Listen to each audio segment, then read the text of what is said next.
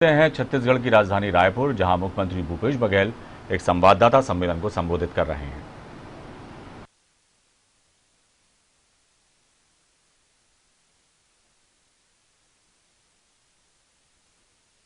6% किसानों को मिलता है, जबकि हम दावे के साथ कह रहे हैं कि छत्तीसगढ़ में 94% किसानों को धान का समर्थन मूल्य मिल रहा है, मक्के का समर्थन मूल्य मिल रहा है, गन्ने का समर्थन मूल्य मिल रहा है।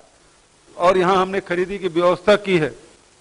भारतीय जनता पार्टी के शासनकाल में यदि 15 साल का एवरेज निकालें तो 50 लाख मीट्रिक टन से अधिक कभी खरीदी नहीं हुई, जबकि हमारे शासन में 80 लाख मीट्रिक टन पहले साल, दूसरे साल 83 लाख मीट्रिक टन धान खरीदा और इस साल ये खरीदी 85 से 90 लाख मीट्रिक टन पहुंचने की संभावना है। उससे भी अधिक हो सकता है, क्योंकि हमने व्यवस्था इस प्रकार से की है कि जो 2048 सोसाइटियां थी, खरीदी केंद्र थे, उसको हमने सोसाइटी में तब्दील किया है और इस साल 257 और खरीदी केंद्र बढ़ाया है, तो कुल मिला के 2300 से अधिक धान खरीदी केंद्र हुआ है। बहुत नजदीक में खरीदी की व्यवस्था की गई है। पेमेंट की व्यवस्था तत्काल किया जा रहा है। बारदाने की बहुत संकट थी, उसके बाद बारदाने की व्यवस्था हमने की है। किसी किसान को बारदाने की कमी नहीं आने देंगे, पैसे की कोई कमी नहीं आने देंगे। पेमेंट की भुगतान की भी व्यवस्था की जा रही है। तो जो छत्तीसगढ़ में जो व्यवस्था की जा सकती है, तो वो व्यवस्था देश में क्यों नहीं की जा सकती? और समर्थन मूल्य में जब यहाँ खरीदा जा सकता है तो देश में क्यों खरीदा नहीं जा सकता? यही अन्नदाता है जो अर्थव्यवस्था को संभाला हुआ है पूरे देश में। जहां दूसरे क्षेत्रों में डी ग्रोथ थे, वही एग्रीकल्चर सेक्टर में 3.4% का ग्रोथ रहा है। और यही एग्रीकल्चर सेक्टर है, जब हम किसानों को राजीव गांधी किसान न्याय योजना, गोधन न्याय योजना का पैसा दिया, लघु वनोपज खरीदी किया, तो पूरे देश में जहां मंदी का असर है, छत्तीसगढ़ में कोई मंदी का असर नहीं है। बल्कि यहां सितंबर माह में आप देखें 24% जीएसटी कलेक्शन किया, अक्टूबर महीने में 26% हमने कलेक्शन किया, जो देश का सर्वाधिक है।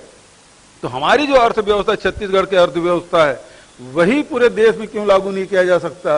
और इससे किसानों का भला होगा, अर्थव्यवस्था का भला होने वाला है, देश का भला होने वाला है। तो ऐसे समय में किसानों को दबाने, उसे कुचलने के बाद और बात करके केवल समय काटने का काम नहीं करना चाहिए। किसान तो सीधा एक लाइन के हाँ या ना में बात, ये 3 कानून आप खत्म कर रहे हैं या नहीं कर रहे हैं, ये बात कर रहे हैं। और इसलिए किसान दिल्ली घेर के बैठे हैं, लेकिन भारतीय जनता पार्टी के जो केंद्र में बैठी सरकार, ये पूंजीपतियों की सरकार है। किसानों की हितैषी सरकार होती तभी तक के जैसे अध्यादेश जारी करके इस काले कानून को लागू किया था, और बाद में लोकसभा में राज्यसभा में बहुमत नहीं होने के बाद भी गलत तरीके से पास किया था।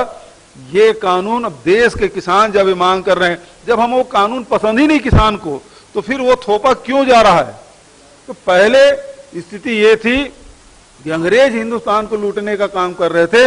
अब ये केंद्र में बैठी हुई सरकार के जो पूंजीपति साथी हैं, वो देश के किसानों को लूटने की कोशिश कर रहे हैं। अभी तक के आपने ट्रेन को, रेलवे स्टेशन बेचा, हवाई अड्डा बेचा, जितने पेट्रोलियम कंपनी है उसे बेच रहे हैं, जितने भी नवरत्न, चाहे वो नेहरू जी के समय, इंदिरा जी के समय, राजीव जी के समय जो बने थे, उसे बेचने से आपका मन नहीं भरा। तो अब आपकी निगाह किसानों के जमीन पर लगी हुई है। और ये